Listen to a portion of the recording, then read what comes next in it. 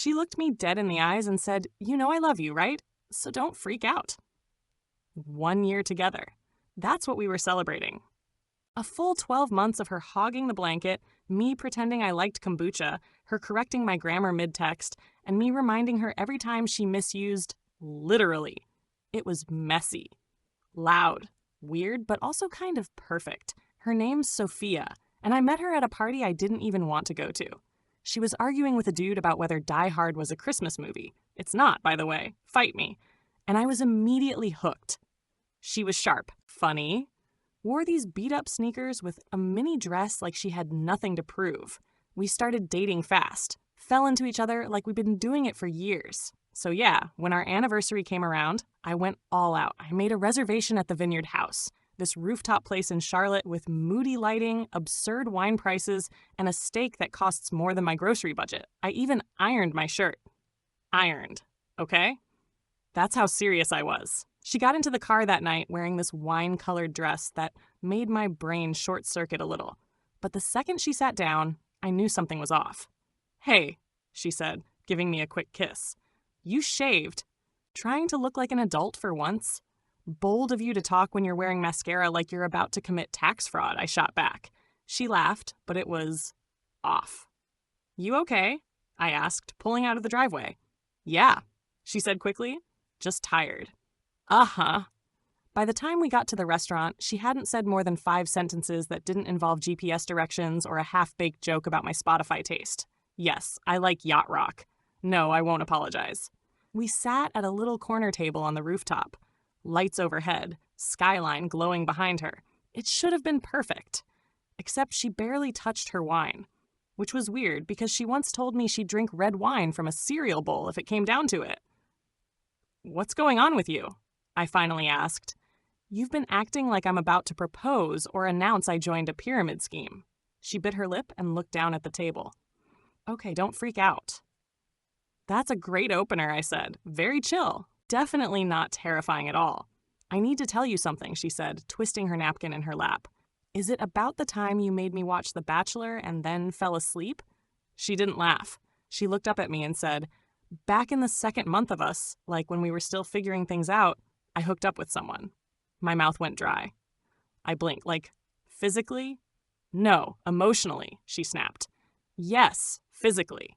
What other kind of hooked up is there?" I leaned back in my chair, heart pounding. "You slept with someone while we were dating?" "We weren't official yet," she said quickly. "We hadn't had that talk. Sophia, we were practically living together by then. You had a toothbrush at my place. I let you control the thermostat. That's more serious than a wedding." "I made a mistake," she said, voice softer.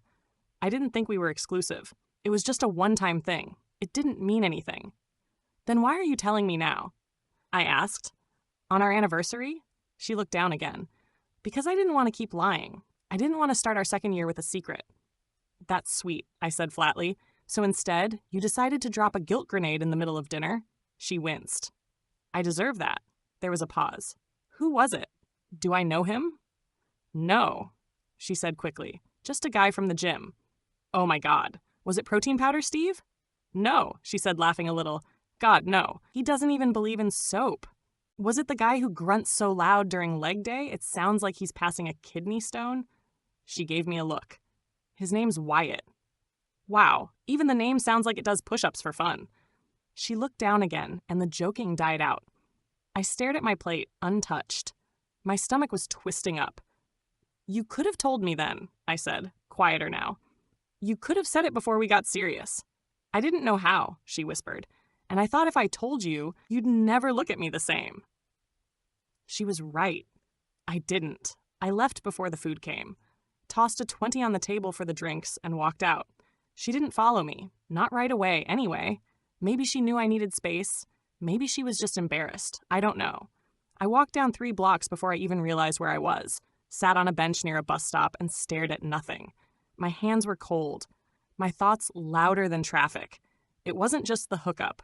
It was everything it changed. The early days I thought were real? Now I had to question all of it. Every smile, every "I missed you," every night she laid next to me while I played her stupid astrology podcast just so she could fall asleep faster. Was that real? Was any of it? When I finally got home, I sat in the car for almost an hour, hands still on the wheel. Just sat there trying to figure out when exactly things started feeling fake and how I missed it completely. I didn't sleep that night. I just lay there on the couch, blanket half on, shoes still on, staring at the ceiling fan spinning like it was trying to hypnotize me out of caring. Sophia didn't text, didn't call, not even a "are you home?" or a half-assed "can we talk?" And I couldn't decide if that made it better or worse. Because here's the thing. I wasn't just mad. I was confused. Hurt, but mostly embarrassed. I had built this image in my head, us as the couple that just worked. The ones people low-key envied at brunch. And now, that version of us was dead, buried under one line at dinner, and a guy named Wyatt with too many protein shakes and not enough sleeves. The next morning, I called my older brother Troy. He's the guy you call when your car breaks down, or when you're questioning your whole life. Brutally honest, emotionally allergic, but dependable. "Bro, it's 7:48 a.m. on a Sunday," he said when he picked up. "I think Sophia cheated on me," I replied. He paused for half a second. "I'm up." I told him everything. Every awkward moment from the night before, the weird energy, the confession, the name Wyatt, all of it. When I finished, he was quiet. "You want me to say she's trash?" he finally asked. "Because I will. I got time." "No," I sighed. "I want to know what the hell I'm supposed to do now." Troy cleared his throat. "Look, you're hurt. Makes sense. But this isn't about what she did. It's about what she hid and how long she let you love her without correcting it. That hit me in the gut. She told you because it was eating at her," he continued. "But she waited until after you bought her a damn steak. That's not honesty. That's damage control." Later that afternoon, Sophia texted, "Sophia, can we talk?" I stared at the screen. My thumb hovered.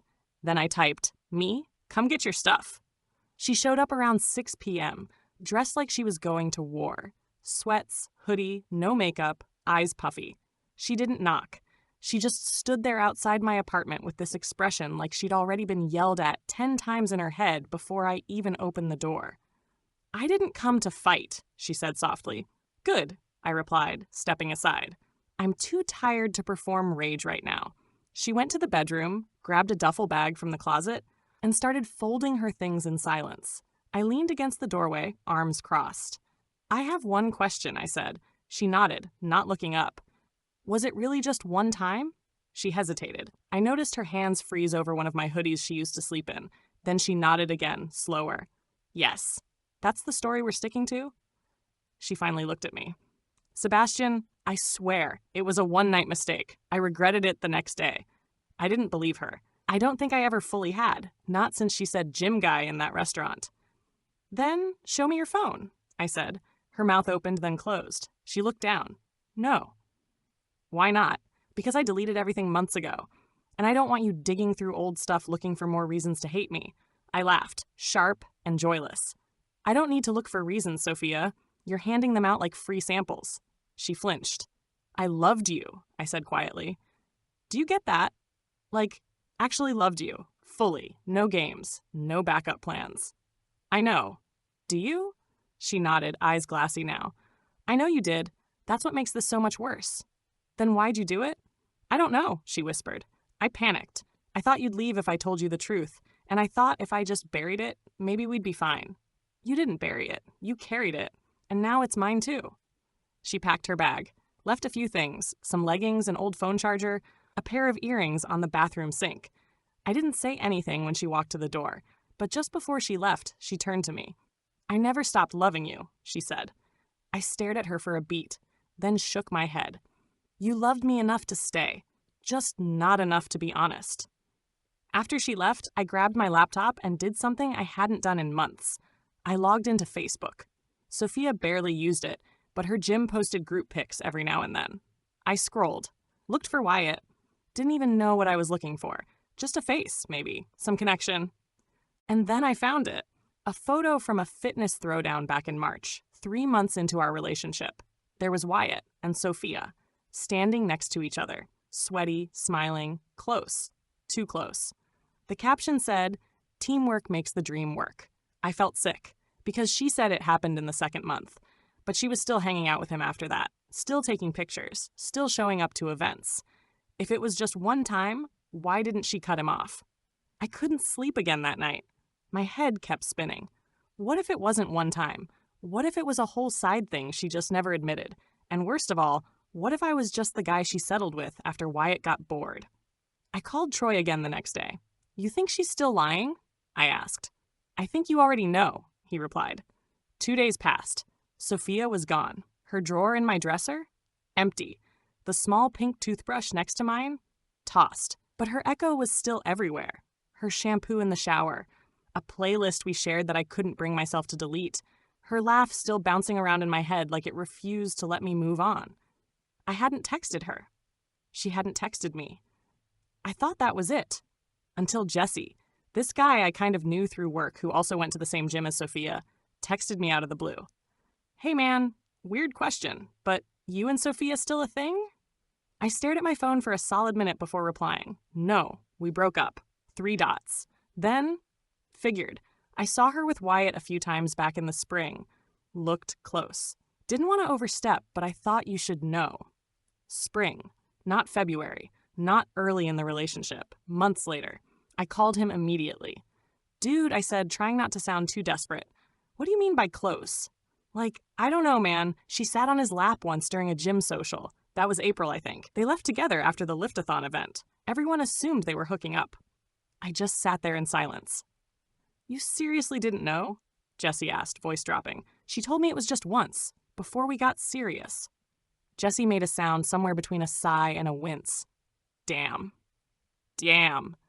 That night, I couldn't sit still. I kept replaying everything. Those weekends she said she was helping her sister move or working late. The times she turned off her phone for hours and said, sorry, Jim had bad reception. And the worst part? I'd believed her because that's what you do when you love someone. You believe them, even when you shouldn't.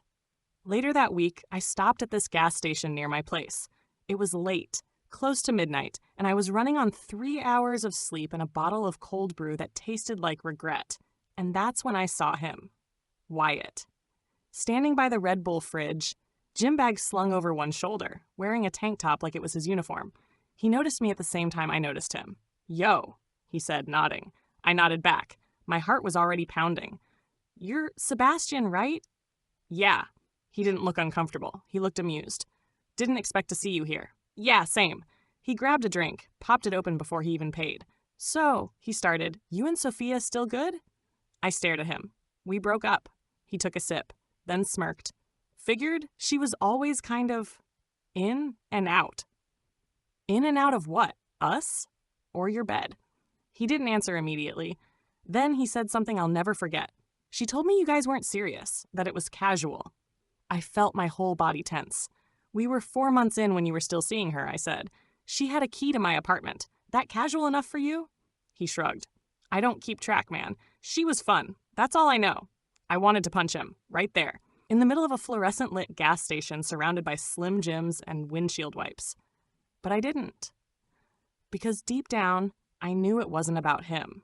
It was her. She was the one who stood in my kitchen making pancakes while texting him. She was the one who kissed me goodnight and said, "You're all I need," with a phone full of secrets. When I got home, I called Troy again. I ran into Wyatt, I said. What happened? Nothing. He said she told him we weren't serious. Troy let out a long breath. So she lied to him too. No, she lied to me to justify him. I sat in silence for a long time after that, staring at the wall, thinking about how truth bends when it has to fit someone's guilt. Sophia hadn't just cheated. She rewrote the story. In her head, we were probably still figuring things out until the exact day she stopped seeing Wyatt. Convenient, right? The next morning, I went digging through the coat closet, looking for nothing really, but I found something. A folded piece of paper tucked in the pocket of my jacket, the one she used to borrow when we went out late. It was a note. A dumb little anniversary card from our 3rd month together. I'd totally forgotten she even gave it to me. In her handwriting, it said, "I can't believe how real this already feels. You make me feel safe in a way I didn't know I needed." There it was. Proof that she did care, that she did know we were serious, even back then, which meant the whole "I thought we weren't official yet" excuse? Bull. She wasn't confused. She just didn't want to be the bad guy. I took the note, read it twice, then lit a match and dropped it in the sink. It turned to ash in seconds, just like everything else she left behind. That weekend, I started therapy. I walked into the office half bitter, half exhausted, thinking maybe I'd go once or twice and quit. But the moment the counselor, this older woman named Janelle, asked, "What brings you in?" I nearly broke. It all poured out. The relationship, the lies, the gas station, the guilt I couldn't explain. "I feel stupid," I said. She smiled gently. "You feel human." 3 months later, I was still healing. Not in some dramatic, reinvent myself with a six-pack and revenge bod kind of way. One step at a time. I deleted all our photos, blocked Sophia on everything, started running again, partly for my health, partly to outrun my thoughts. And every Tuesday at 3 p.m., I sat in a slightly too cold therapy office with Janelle, where we didn't talk about her anymore. Not really. We talked about me, why I let things slide, why I ignored gut feelings, why being the forgiving boyfriend made me feel safe. Until it didn't. Forgiveness doesn't always mean letting someone back in, Janelle said once. It just means you've stopped letting them live rent-free in your mind. I wrote that down. I wrote a lot of things down. Stuff I didn't think I'd ever say out loud. Things like, what if she only loved the version of me who didn't ask questions? Why does betrayal feel more humiliating than painful? Would she have ever told me if we hadn't hit a 1-year mark? I wasn't expecting the email. It came in on a Thursday evening, just as I got back from the gym. Subject line, "For what it's worth." It was from her. Sophia. I stood in my kitchen, towel still around my neck, hands cold from the steering wheel. I stared at the notification like it might detonate if I clicked it too fast. But of course, I read it, all of it. It was long, 4 paragraphs, maybe 5. Not overly emotional, not begging to get back together, just honest. She admitted it hadn't been just once, that she and Wyatt had stayed in touch longer than she told me, that she'd convinced herself it didn't count because we hadn't had the conversation yet. She wrote, "I knew what we were. I just didn't want to admit I'd already messed it up. I was scared you'd see me for what I really was back then. You were better to me than I deserved, and I didn't know how to handle that. And finally, I'm not writing this to fix anything. I just didn't want the last thing you remembered about me to be a lie." I read it 3 times, not because I was considering replying, but because part of me needed to know she finally saw the full picture, that I wasn't crazy, that what I felt was real, and that she knew it too. I didn't respond. I archived the message and took a deep breath that felt like the first one in weeks. A month later, I passed the Vineyard House. Same rooftop, same hanging lights, same stupid $48 steak. I was walking back from a work event, suit jacket over my arm, earbuds in, just trying to keep my pace through the evening heat. But when I passed the restaurant, I stopped for a second, looked up. That table near the edge where we sat? Still there. That's when it hit me. I didn't hate her anymore. I wasn't mad. I wasn't bitter. I wasn't wishing for karma to catch up or hoping she felt alone. I just didn't feel anything. And weirdly, that was the most peaceful feeling in the world. People talk a lot about heartbreak like it's this huge, dramatic crash. And sometimes, yeah, it is. But sometimes it's slow. It fades like a song you used to play on repeat until one day you realize you haven't thought about it in months. After a while, I met someone new. Her name's Rachel. We're not rushing anything. We laugh a lot. She asks questions, actually listens. And the first night she stayed over, she noticed the old box of photos under my desk and asked, "Is this from a past life?" I smiled and said, "Something like that." She didn't ask for details, didn't press, just nodded and said, "Cool, I'll make pancakes." And for the first time in a long time, I didn't feel the weight of what came before her. Sophia was a lesson, a necessary one. And the biggest thing I learned, you can't rewrite the truth just to make someone stay. Because if they were meant to, you wouldn't have to. Thank you for listening. If you enjoyed, please like, share, and subscribe for more content. If you want to share your stories, please comment below. Additionally, what is your opinion on the poster's decision?